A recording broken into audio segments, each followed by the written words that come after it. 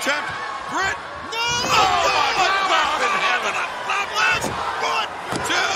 1, 2. What's up, everybody? E-Rock the Red here from Pop Culture Playground, ready to talk about AEW Dynamite St. Patrick's Day Slam. Holy shit, that was a good show. I feel like I say it every week. That show was better than last week, and I feel like it was. This show was amazing. Let's jump right in to the action. We started off, we get the new 4 horsemen, 5 horsemen, 6 horsemen, whatever you want to call them, getting off a private jet, looking fancy AF, getting in a limo on their way to the arena. We jump right in to Penta versus Cody.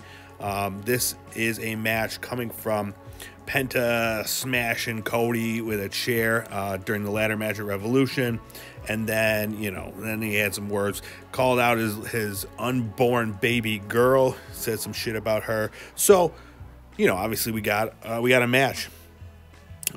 Immediately Penta starts off with a dive onto Cody. Cody's got his shoulder all taped up, selling that shoulder injury still. And I guess it is a legitimate injury, not from their match, but from something prior. I think he even had it before the Shaq match. Anyways, so this was a great match. We had Cody hit this scary ass looking Hurricanrana from the top rope. That one, it made me cringe a little bit when that was going down. But throughout the match, Penta was targeting Cody's shoulder. Cody hits a dope-looking tope onto the barricade. And Cody, he gets this a sweet combo of a Canadian Destroyer and then the Cody Cutter. Still can't put Penta down. But we see Penta going for he's going to snap Cody's arm. Hits him with that, goes to celebrate that he's awesome, and Cody gets him with a roll-up.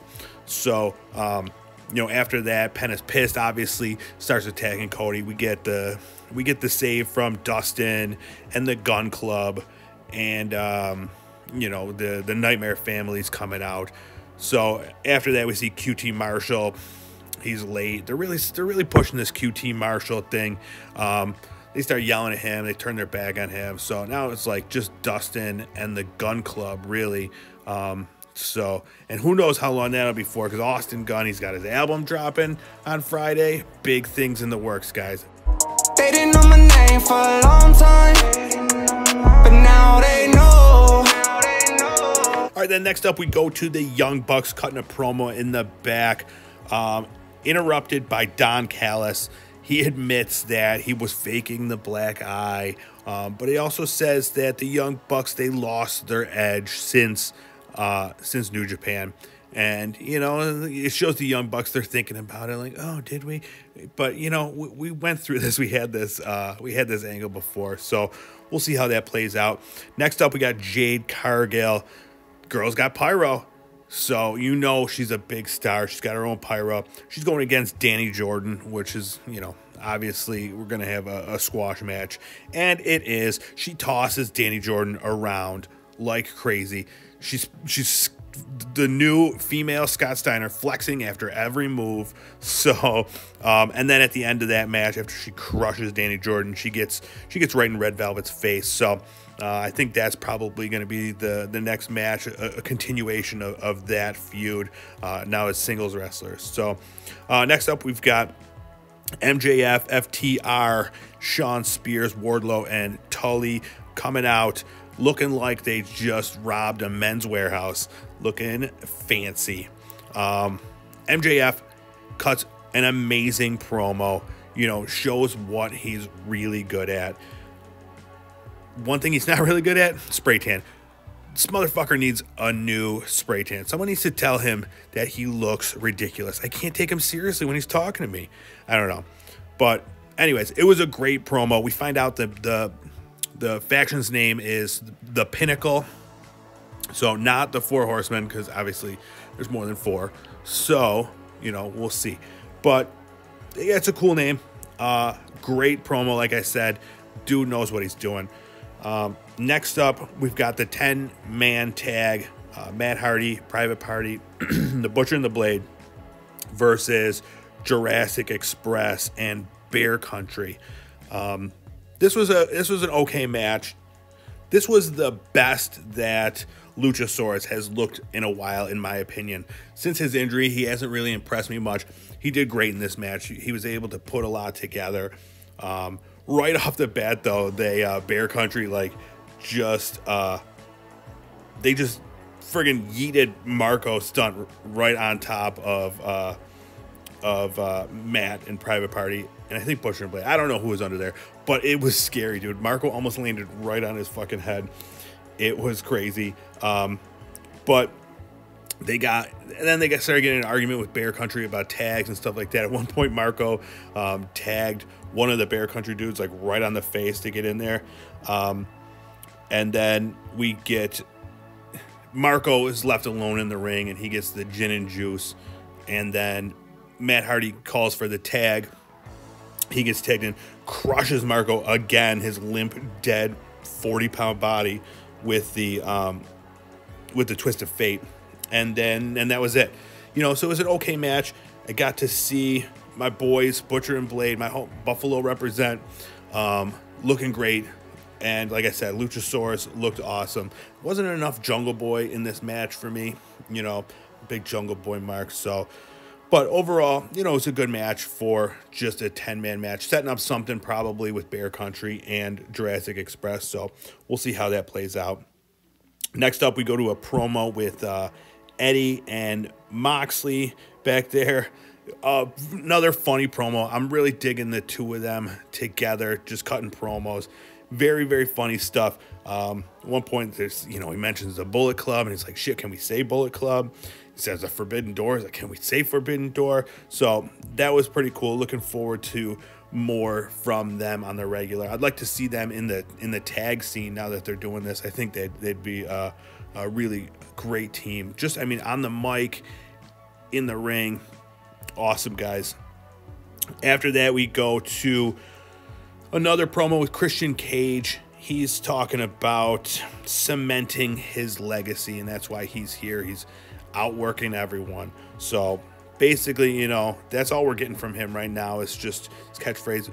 Eager to see him in the ring. He looked great when we saw him last in WWE. So I don't know who, if he's going to jump right into a story with Kenny Omega. I'm not sure what they're going to do with him. Maybe give him a couple matches to knock the rust off or something. I really don't know, but I'm eager to see him in an AEW ring. So he still just crushes it on the mic. Every once in a while, that Canadian accent comes through a little. He was like, I burrowed, and I'm like, what is burrowed? But anyways, no, that was very good. After that, we got the match, the Good Bros versus Moxley and Kingston. Right off the bat, before the match even starts, the Good Brothers jump them, and they're just laying a beat down. Moxley's all bandaged up on his shoulder from all the explosions and the barbed wire. So they immediately hit Moxley with this awful looking magic killer, and he's down for a good portion of the match. They're just working over Eddie Kingston. They fucked up his eyes, so he can't see what he's doing. We're building up this huge hot tag. They finally get the hot tag to Moxley. He goes in there and he just lights him up. Hits an awesome pile driver on Anderson, and then eventually he rolls up Carl Anderson for the win. Immediately after that, they just start beating the shit out of him, though. They're beating him down, beating up Eddie Kingston, and Kenny Omega comes out with Don Callis. He's got a chair, and one of my favorite things was JR, that Don Callis is the boil on the buttocks of life. JR, never change, baby. So they're out there. They break Kingston's leg in the chair, doing that gimmick where they put the leg in the chair and jump on it off the ropes, and then they got Jon Moxley's fucking head in the chair, and they're going to do that, like break his neck or his throat or something. And the Young Bucks come out to stop it. So they start arguing with them. Can't hear anything they're saying, but, you know, they're arguing back and forth, just saying that, like, you know, it's too far or something. I don't know. Like I said, you can't hear what they're saying. But, and then the Good Brothers, of course, just want to, you know, too sweet. And the Young Bucks, they refuse. They walk away without throwing up the too sweet. So that pissed Kenny off. He's got, like, the, you know, the Bullet Club shirt on, and he rips it off and throws it at them. So that was interesting. Interested to see where that goes. You know, we're finally getting that Young Bucks Good Brothers match, maybe. Good Brothers just dropped the titles, the Impact titles, recently. So I have no idea what the plan is for them in AEW. So after this Young Bucks match, I mean, like, I don't know. I really don't know. It'll be interesting to see what their role is in Impact and in AEW. So I don't know. We'll see. Next up, our favorite segment of the week, Tony Schiavone with Sting. Of course, every fucking week we get the same shit. This one was better though, because it's setting stuff up here. They had Darby come out. They really didn't focus on Sting. They just have him come out. They just, you know, parade him around. But Darby says he's going to start the open challenge thing, this time just to someone in the Dark Order. Lance Archer hears that. He's pissed. He comes out. Another one of my favorite lines. Well, first he calls Darby one of the, like, indie-rific or something, and I'm just like, what the fuck? And then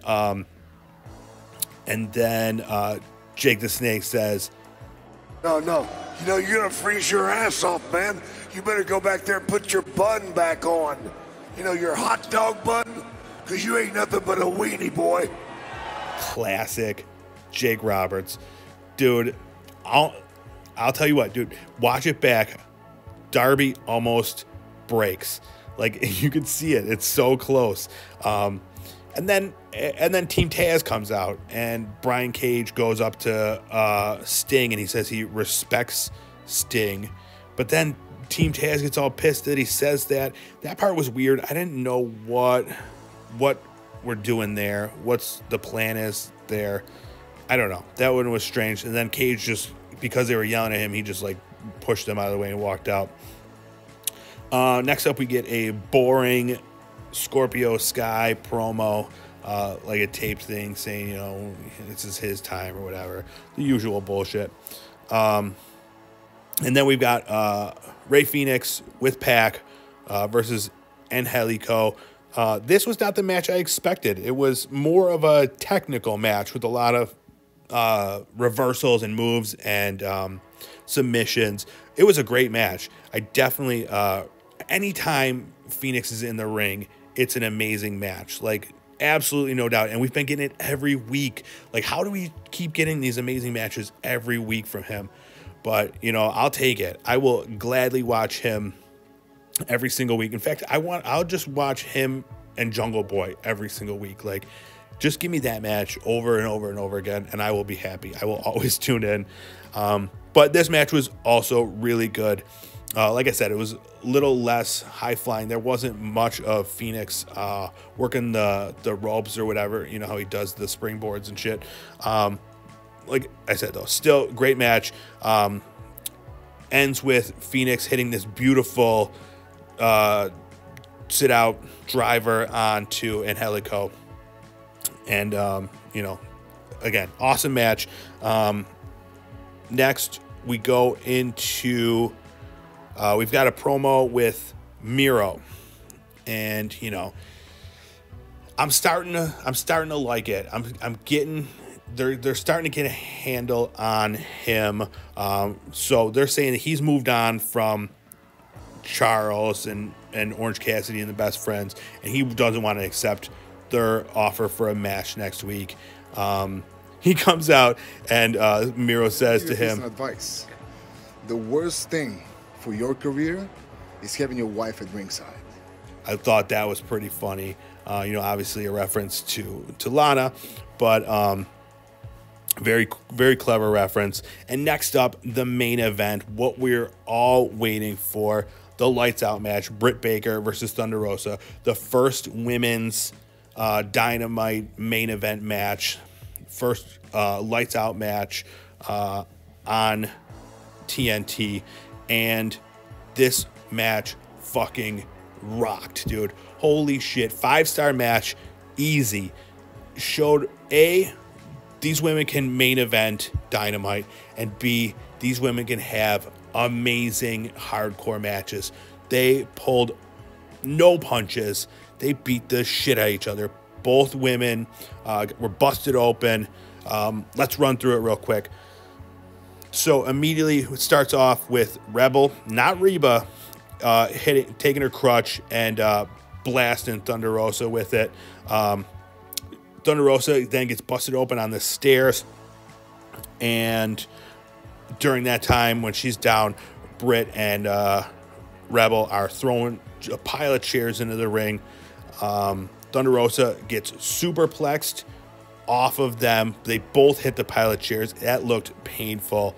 And then another dope spot, though. Thunderosa props up a ladder on the bottom rope with Britt Baker sitting in the corner, and she drop kicks it into Britt Baker, and that's where Britt gets busted open. She gets a little deep on that blade job because she is pouring. It looks awesome. I'm telling you, it's like that when her nose got busted open, and she did that smile at the camera, and I'm like, man, dude, Britt Baker is a star.